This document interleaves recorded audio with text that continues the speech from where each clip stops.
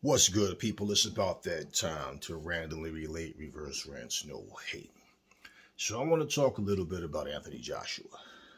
Now, I did a video of how I felt after the fight that, he just had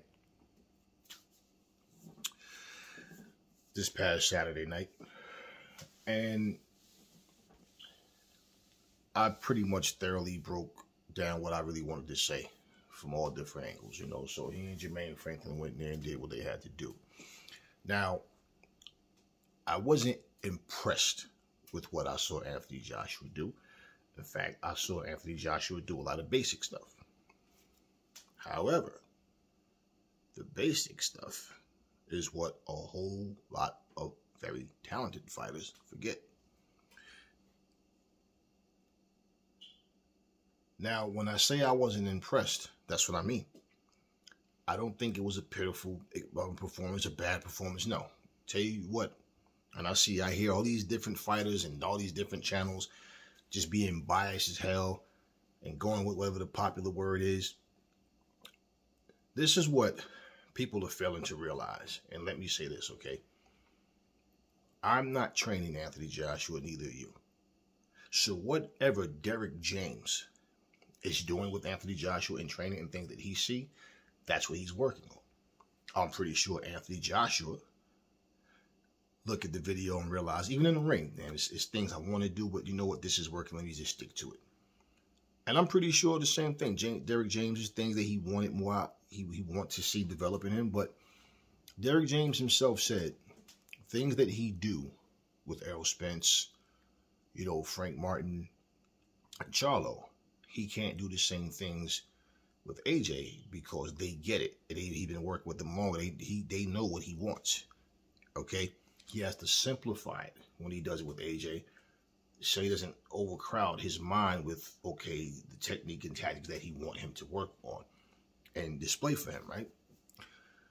That being said, Anthony Joshua, what I liked that I saw, he was throwing and landing his jab in the right hand at will, man. He was lighting Jermaine Franklin up with that shit all night long.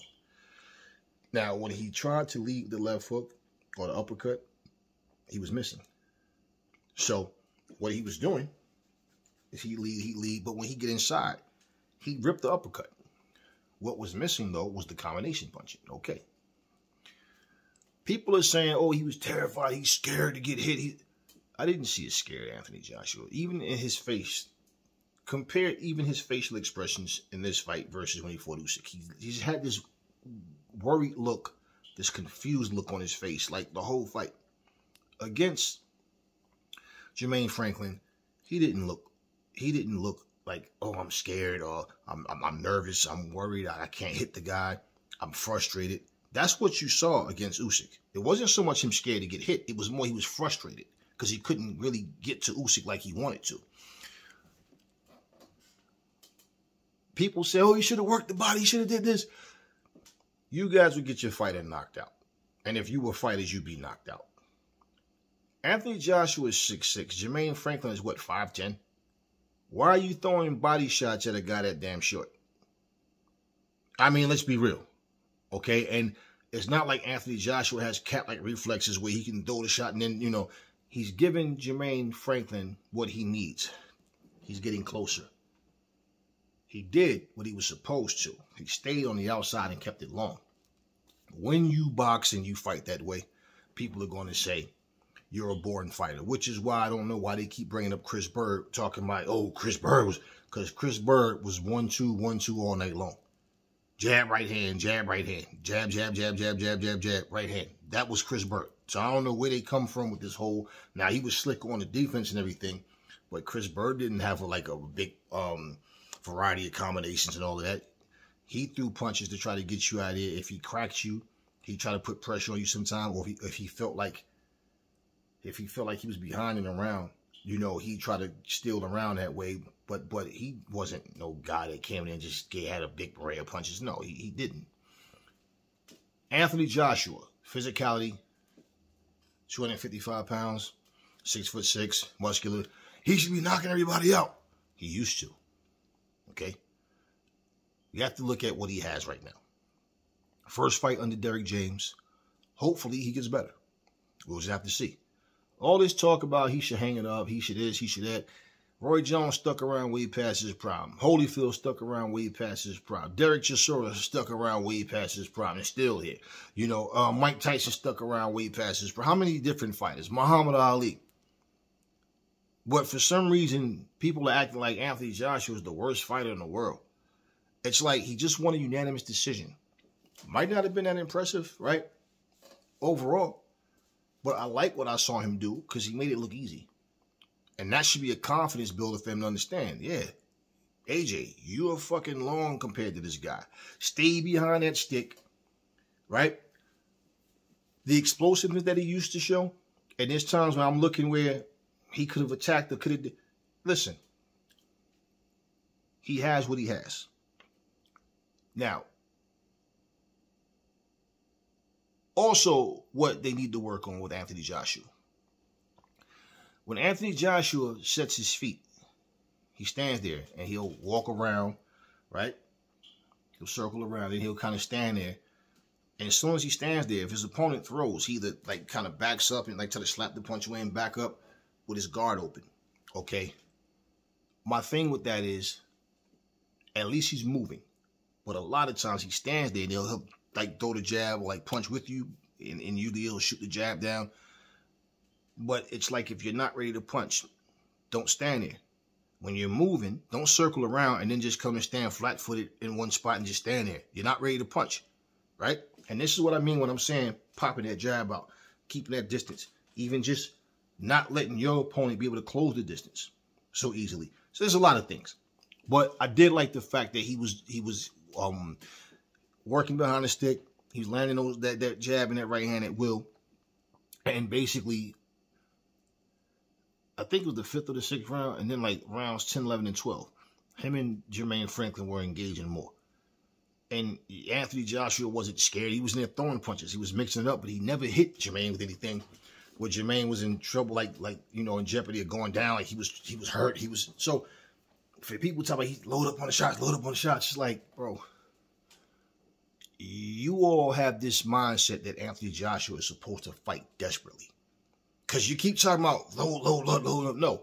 The combination punch, and see what I mean, is this. You got your hands up, right? You just pop the guy. Pow! Head snap back. Right? Catch it with the 1-2. Pow, pow! Right? Feint. Dig to the body. Feint again. Pow, pow! You know what I mean? Like, strategically. Not just going in, let your hands go. You're going to hit something. Just keep touching until you hit something. No. He doesn't need to do that. Okay? He needs to be strategic. It's precise punching. Punch placement. Where you land the shot. Okay? Cutting the guy's shots off when he's throwing at you. These are things that will help him where he's not throwing so many punches just to throw them, but he's making his punches count.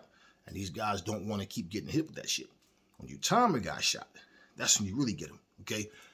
Also, what I loved is at the end of those 10 rounds, Anthony Joshua was still good. He was still good. And I'm like, okay, he didn't gas out. He didn't look like, oh man, I don't, like he didn't look like, okay, I can't do this. I'm tired. He went in there, he put the work in. Okay, he was in shape. And I told you guys, the weight is not the problem. Okay, it's the point of him gassing himself out and then mentally fighting himself. People don't understand the difference. When your mind is like mental fatigue will wear you out, okay, before the physical fatigue does. Because when you feel like you're tired, when your body, your mind knows it, right? And so with AJ, that's how he gassed out, even trying to knock out Klitschko. Look at the times when he did gas out, just loading up on shots. And he rocked Klitschko. He dropped Klitschko, actually, okay? But this is the thing. He never dropped Jermaine Franklin. So what is he loading up on punches for? This is where I like, you guys that keep saying this, anytime he was throwing combinations in the past, think what I'm saying. It was strategic. That's the AJ we want him to get back to. That's all. We're not asking him to do things he's never done in that sense. A lot of people are. But what I'm saying, that AJ, that knew when to throw those combinations. Yeah, he's more cautious now. We see that. But for the style that he's fighting, okay, so Derrick James is working with him the best way he can. And that process that they have, that's what he's just going to have to improve on. Okay.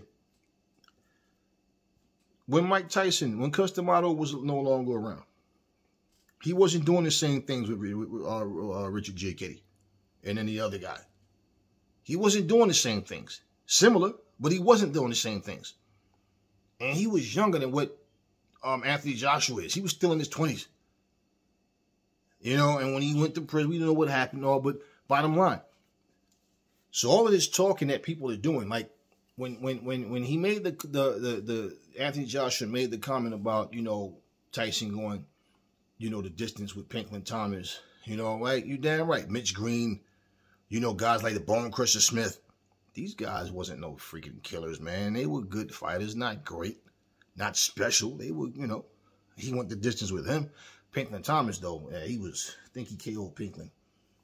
But bottom line, there's people that he went to Tony Tucker, you know, good fighter, nothing special.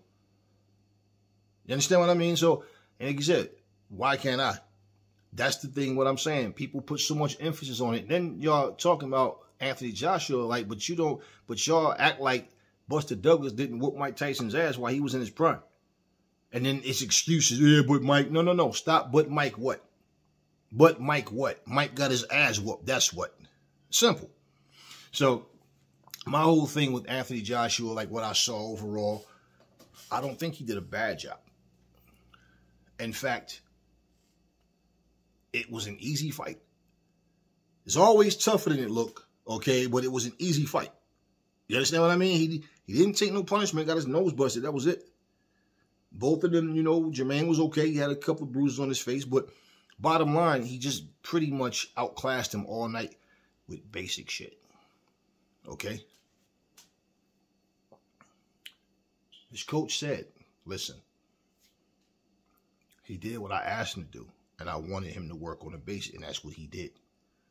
And you know why Derrick James had him do that? Because he knows, look at your height and your reach, your power.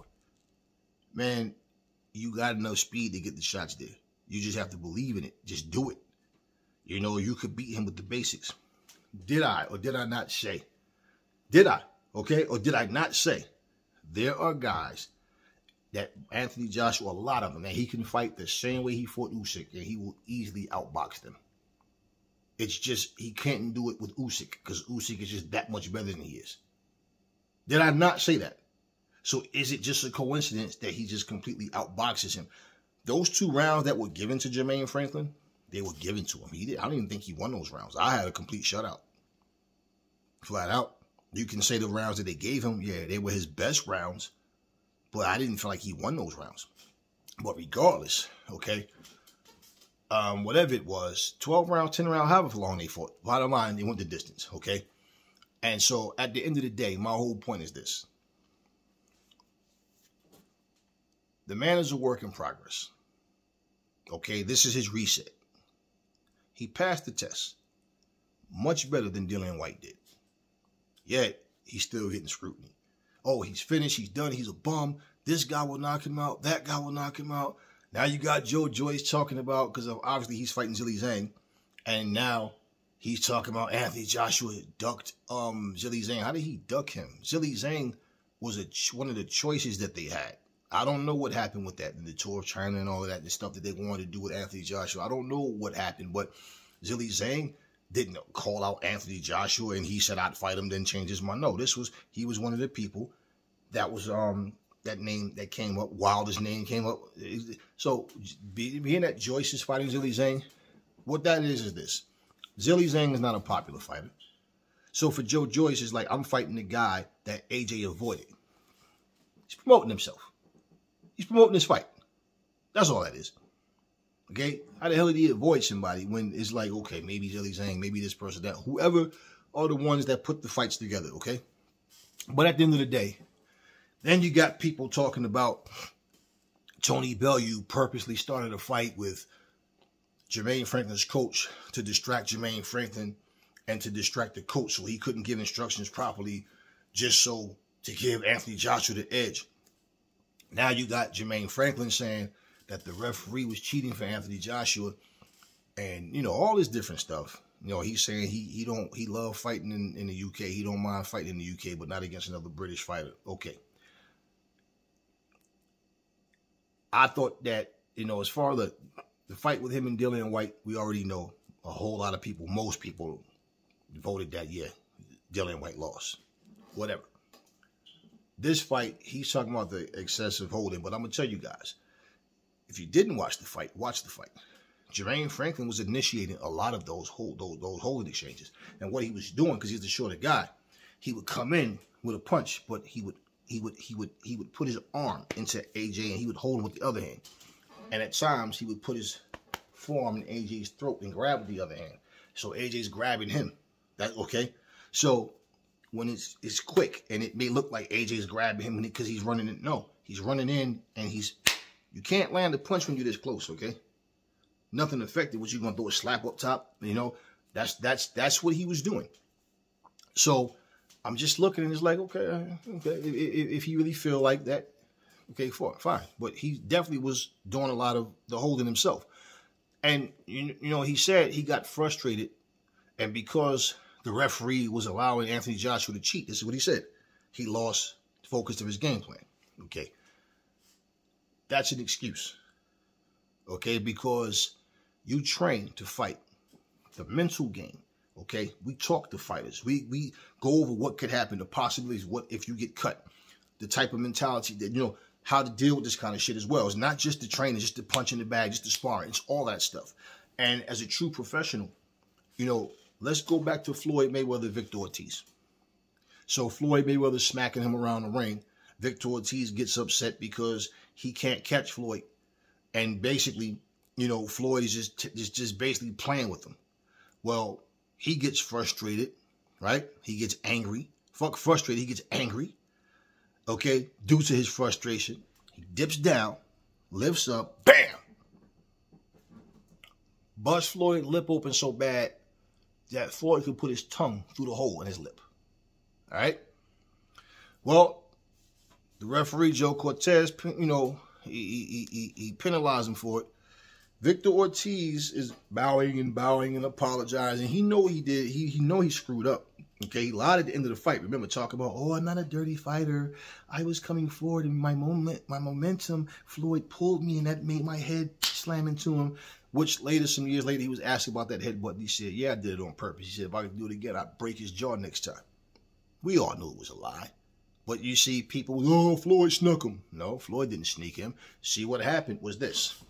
Victor Ortiz know through all the apologies, it doesn't matter. You already did what you did. So Floyd supposed, he didn't mean, no, he did it on purpose. Fuck the apology. Okay. Referee Joe Cortez, he does this and backs up. He says time or whatever, go or whatever, but he backs up. That signals for the fighters to go. Okay. His stupid cornerman is saying something to the referee. And like a dumbass, Victor Ortiz looks away and he's standing there and Floyd's already coming at him like, so Floyd hit him, and it wasn't even a bang, it was bam, bam. Left, right, good night, fight's over. All right? Left, right, good night, end of fight. Plain and simple. People can, whatever, but Floyd, no. You did something dirty. What I didn't do was dirty. That's within the rules. The ref backed up. It's time for us to fight, and you want to still hug. Now you're going to turn away and look, I'm supposed to stand there and wait for you? No. He went over there and he KO'd him. Okay, so my point is, even Victor Ortiz cornerman was like, oh, Victor, what are you looking away for, man? He's distracted by his own people. You understand what I'm saying? That's Floyd's fault? Nah. So what I'm saying, even under the pressures, this man got a hole in his lip now due to a headbutt, not even a punch. He's thinking, okay, motherfucker, he's ready to go back and fight. But guess what? Victor Ortiz, is that Floyd's fault that he's standing there looking at his cornerman and not paying attention to him? Protect yourself at all times. That's what a true master does in the ring, see? So it's an excuse for him to say he lost his cool because of the referee, like lost his focus. It's like, come on, bro. Look, you just lost. That's all. And if you really feel, you know, like you was cheated, okay, it's good to just take what happens, look at what you did, what you could have did different, understand, okay. Because if you confident that you can beat him, I mean, what you can't say Anthony Joshua only won the fight because of the referee. No, he won the fight because he punched you in the face all night long. Okay, that's basically, that's why he won the fight, okay? But at the end of the day, this is not a fight that he can claim he would have won if. Like, no, stop it. But what it will do for Jermaine Franklin, too, is this. Let's say you get in there and fight somebody and lose again to another top guy. You're going to become a gatekeeper. You're going to be the new Derek Chisora. And basically, people are going to get tired of hearing every time you lose that it's because of this, it's because of that. You understand? At some point, it's like, all right, I give you the Dillon thing that, okay, could have went either way or whatever, you know. People feel you won. This is not a fight that you even came close to winning. Now, I say this. Jermaine Franklin may end up fighting Andy Ruiz next. Since Deontay Wilder's not going to fight him, right? Since nothing that is supposed to be happening, so many things that are supposed to be happening is not happening. So that may be next for Jermaine Franklin. Who knows? But let me say also, for Jermaine Franklin, the dude can fight. He need to keep his head up about all this. Take it on the chin and move on. And let this be a lesson. Don't lose your focus. Don't lose your focus. You know, I remember when John Ruiz fought Roy Jones. Every time they would clinch, when the referee would break, Roy Jones was smart. He'd walk around the referee far away. That's just taking second. Because think about how many times in the fight that a clinch happens. And every time he would do it, you know, John Ruiz is coming. Now Roy started moving. Pop, he exchanged when he had to, whatever. But he's using the ring. He's doing everything he's supposed to do. And he's a much smaller guy. And John Ruiz says he was fighting Roy Jones and the referee. And I could not give the guy credit when the referee, everything was an excuse. You understand? You see what John Ruiz's career went. And I'm saying this about him especially because he actually held the title at one point. And we know how, you know, we already know the deal with that. But at the end of the day, just saying, for Jermaine Franklin, they need to be smart about his career as well. Because what he don't want to do is have himself in a position where he's just losing to top guys. You know, and then find himself in a position where he's not being a guy that's headlining or in the position of he's coming up. He's right there. He just needs the right fights. Get over that hump. Let the world see what he can do. Okay? And then get a victory. Now, I'm not at all saying he shouldn't fight Andy Ruiz. You know, but what I'm saying, maybe he might fight Luis Ortiz. Who knows? He might fight somebody with a name that, you know, Luis Ortiz would be a guy that they can say, oh, he's well respected. Oh, he's the boogeyman. He beats Ortiz, then it's like, oh, shit, okay. And, you know, Ortiz beat Charles Martin, and then what happened after that? You see? Andy Ruiz. Right? So, don't fight him. Now, he can both say, well, they can both say they're coming off losses. But at the end of the day, here's the thing. For for Jermaine Franklin, he's still in a good position right now. He's still in a good position right now because he just got more exposure. Both of his big fights was his losses, yeah, but he just got more exposure. But what he don't want to do, like I said, is just become salty because, I mean, he's being interviewed. I heard him saying if AJ wanted to take the gloves off, we could have did that too. And just, you know, he's saying a lot of different things and, you know, complaining about fighting in the UK against Brits and stuff. And just saying, you know, and I'm not saying that he's wrong because he feel a way about some things, but, you know, don't come off as bitter and salty, man. That's not going to help you. And they will stack the deck against you and put you in there with someone that you're pretty much not supposed to win against, you know. And again, you don't want to be my very top fights 0-3. So just saying. But yeah, Anthony Joshua, you know, as long as he's doing what Derek James wants him to do, then that's on the positive side. Because basically, it's like you didn't need to do more than what you did to win. But there are things that I would like to have seen him do. And then, you know, they have a comment, one of the interviewers, somebody was interviewing Derrick James and asked him a stupid ass question, and he basically said to him, "What kind of dumbass question is that?" It's like, yeah, do you think that Anthony Joshua? He's asking. He clearly says he's not a matchmaker, man. Like, I don't have nothing to do with that. My thing is, whoever they pick for him to fight, my job is to train him to make him the best version of himself. But as far as who he fights, I got nothing to do with that. But about Tyson Fury, do you think he fights Tyson Fury, and he explained to the guy more than once that, I mean, that's who they want him to fight or whatever. Then he says, but did you think he beats him? And that's when he says, what kind of dumbass question is that, man? Like, and I'm sitting there looking to my, like, just thinking like, yeah, get him, James, get him, Derrick. That's a stupid ass question. What is Derrick James supposed to say? Well, I don't think he can beat Tyson Fury right now, and I think it's going to take 2 or 3. Like, what do you expect the man to say? So everybody's just coming after Anthony Joshua like he's just trash. He can't beat anybody. But it's funny that the people that have the most to say about him are the ones that don't want to fight him.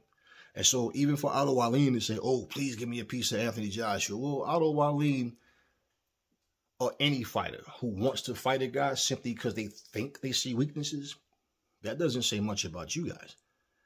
Okay, and the last thing I know about Otto Wallin was him beating Dominic Brazil. I don't know what he's done since then. But so you don't even have the resume to be trying to talk about Anthony Joshua. And you're trying to put yourself in that position to even get some light. Anthony Joshua will piece you up, Otto Wallin. I mean, it's good that you feel confident, but he'll piece you up, man. He won't have that same problem with you. And this is what people are failing to realize. Okay, Anthony Joshua has never had a problem fighting tall fighters, man. He always said it's the shorter guys, right? Well, he solved, and he always beat the shorter guys as well.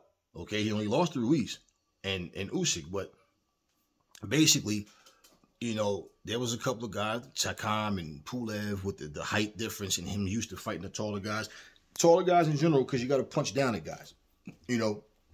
Look at Tyson Fury versus Dillian Whyte. Do you guys realize he beat Dillian Whyte with basic shit? He beat him, okay, the same way Fury, the same way AJ just beat Franklin. Just jab right in, jab right. AJ fights tight, and he's being cautious. He didn't look scared. He didn't look nervous or worried to me. You could see in his face he was calm. He was good. He's good. And there's times where they were at close quarters. And I guarantee you, for the people that's just repeating what they hear, if you watch that fight, you would say, nah, this motherfucker wasn't scary. He went in there, and like I said, rounds 10, 11, and 12, the championship rounds, these motherfuckers was in there going at it. They were engaging more. But there was a lot of clinching. So what? It's boxing. This shit happens. Okay? When he fought Usyk, there was barely any clinching. I don't remember seeing too much clinching in both of those fights. But the bottom line is, okay, the bottom line is as long as he's doing what Derrick James is instructing him to do, that's what's important. Because Derrick James is the one in training camp with him, so he can see where Anthony Joshua is and what he needs to do, what he's capable of doing. Okay? What may be too much for him to process it all and put it all together, because it's not as simple as you guys make it seem for every fighter. It's different. Some people are just naturals. They just, So we just have to see where he goes from here. But I just wanted to basically say, too, I don't think it was a bad performance. I wasn't impressed, like, yo, he looked, no. But it wasn't a bad performance. So I was pleased that he won, like, okay, cool. He got the win. It wasn't the type of thing like what you hear all these other guys talking about. He's finished. He's over. Just admitted he's a hype job. Wait a minute.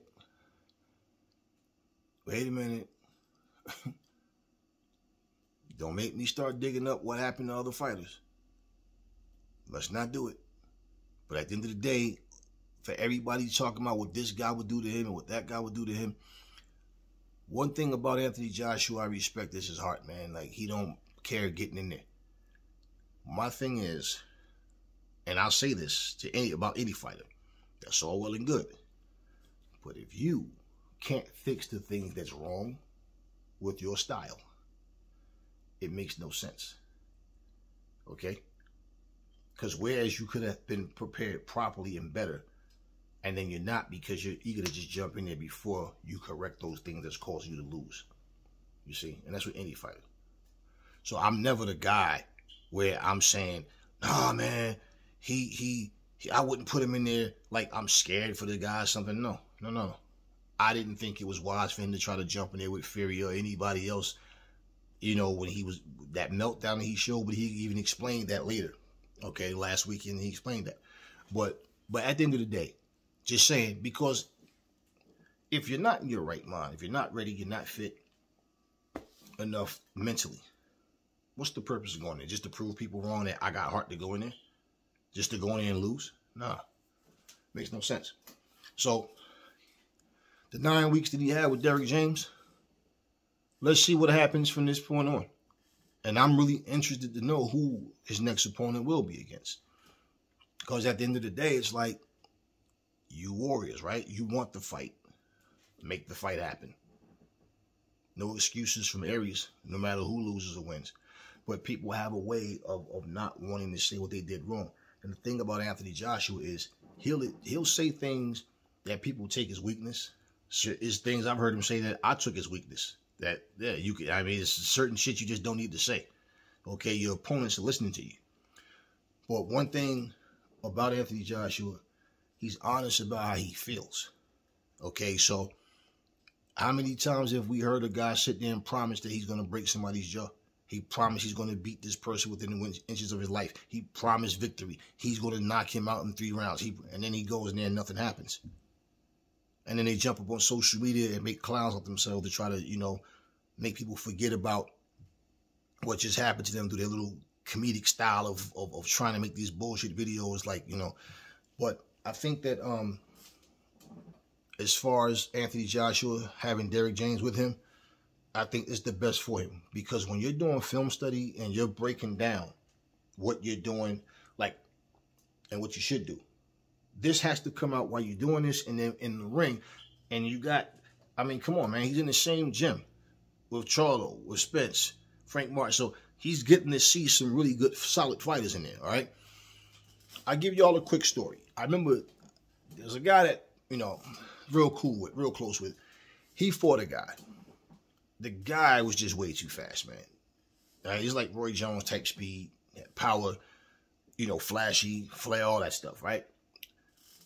His name is Jesse, okay? Jesse was a good fighter. He had good speed. Not great speed. Good speed. Just wasn't fast enough, so he couldn't match speed with this guy. I saw his fight. I was there. We worked together, and I told him, I said, listen, you can't match him, you know, speed for speed. He's too fast. He throws explosive combinations. What you're going to have to do, okay? You're going to have to keep a tight guard. I don't want you to be nervous, all right? But I want all your punches to come from here. I don't want you doing this shit. I want everything to come from here. And when you punch, I want to make sure. You see where my chin is? You see where my chin is? This is what I want. I want you here. I don't want you doing this shit. I want you here. So when he counters, if he throw anything, it's coming back to your shoulder, all right? And I want you to, when you throw that shot, you throw your jab, sometime I want you to do a quick little, you know, little squat. While you're throwing it, it's a little trick of mine. And when you throw it, you throw your counter, your right arm, left hand, because you're southpaw like me. I want you, when you do it, because so your legs are there. And I want you to throw that shit straight in. And I want movement. And I want you to jab to his body, jab to his hip. When you pivot and you're moving away, I want that jab pumping. I want you to keep your guard out. Don't let him come in and get comfortable. He's comfortable once you stop moving. You like to counterpunch, but you're not fast enough to counterpunch him effectively. So you have to cut his shot. So when you plant your feet, I want you to dig everything in here. You understand me? Everything. Nothing wide. Everything right in the middle. And I want you to get in and jab as you back it out. Long story short, he had the guy coming at him. And I told him, take away what he's doing good. He's great at making you come to him and smacking you around and moving. Walking you down is different. As long as you're moving, he's not ready to punch. He's only ready to punch when he sees an opening. And when he fake, right, and you walk away, he's pissed. Why? Because he want to follow up with something. 4th round, he knocked the dude out. And it was similar to Pacquiao got hit with an uppercut. But it was similar in the sense that he tried to jab his way in a little too quick. And then when he went to, man, my man did exactly what I told him to do. He threw his jab up, but he squatted. And as soon as he threw it, he launched at the same time. Bam! One shot, sweet, on the chin. Out. Do you know how many people I listened to? These old school, old trainers trying to tell him what he had to do to beat him. You got to come in like Tyson. No, that shit would not work. If he tried to walk him down like that dude, that's how he got his ass kicked the first time. Coming in with the pressure, and he was getting hit with everything. And so it's like, no.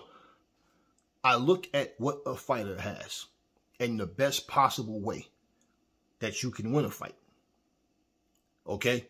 And I told him, if you're going to work with me, work with me. We can't have all these other opinions going around. So people that's coming in watching and seeing what's going on, we're adding to what you're doing. But nothing is overloading your brain with do this, do this, do this. No, no, no. So we're showing you what you're doing. And I'm showing you what I want you to do. He didn't expect the knockout. He said, I ain't going to lie, Aries. I thought I'd probably beat him on points. And I thought I might have to knock him out. But I was like, yo, I'm moving. And when I was showing him, we were in the ring doing it together. And he watched me spar. And he saw me. Then I'm like, yeah, this is what I need you to do. Okay? Because basically, you know, it's like when you watch Muhammad Ali fight Jimmy Young. What did Jimmy Young do smart? I didn't like all that sticking his head out the ring nonsense, but he made Ali come to him. And Ali didn't look the same because it's like, what the, and he's chasing this dude around. And Ali was getting mad because he couldn't catch up to him.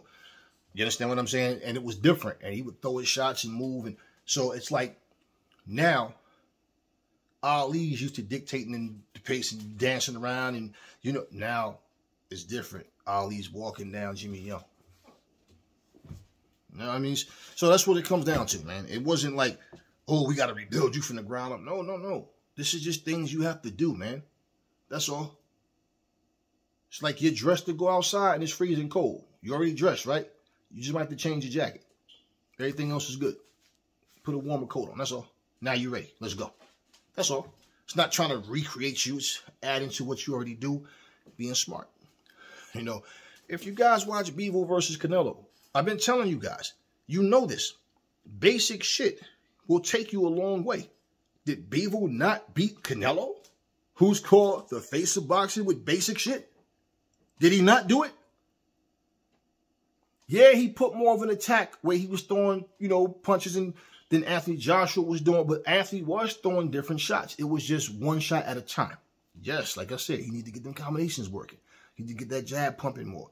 He need to learn how to stay on his toes to where when he does move, when he's throwing his jab, where he can feint, you know, even turn his shoulders, we can launch back with the shot. It's a lot of shit, okay? We can, but just saying, I'm glad he got the win. Good for him. And pretty much he did what his trainer asked him to do. That's the most important thing. So we will see what his progression looks like in the next fight. And every fight's different. So I think Derrick James being with him, you know, not that Robert Garcia couldn't have trained him to beat Jermaine Franklin, but honestly, I think Robert Garcia would have tried to have him throwing bombs, trying to throw more, and, you know, it may have worked, may have not, I don't know. But again, Jermaine Franklin is no slouch. Stop that nonsense. Trying to make it like, oh, he struggled with some bum. And again, like I said, well, how the fuck do y'all give Dillian Whyte credit for struggling with this guy when Anthony Joshua completely shut him out and made it look easy? Just saying. So I want to see what happens in the future, man. But yeah, Anthony Joshua was doing things right. You know, even sometime I saw the little sneaky uppercut in there. You know, the little sneaky check. I seen him doing different things. You know, but again, you know, if he would have got the knockout, like I said, did I not say if he don't knock the guy out? Okay, even if he goes in there and win every round. What did I say? Unless he beats this guy so bad that the ref stops it. Okay, either that or knockout. That's the only thing that's going to make people say, okay, AJ's back. If he goes in there and just completely outclasses him, they're going to say, oh, it was boring, or everything that they're saying right now. Aries knows a little something, okay? Plain and simple. So it doesn't make a difference what people are saying. What matters is how comfortable he is and what he's able to understand. And that should be everything that his coach is showing him. So for Derrick James to say he has to simplify it, where he's not overloading him with, it's going to take time, man. It's a new trainer.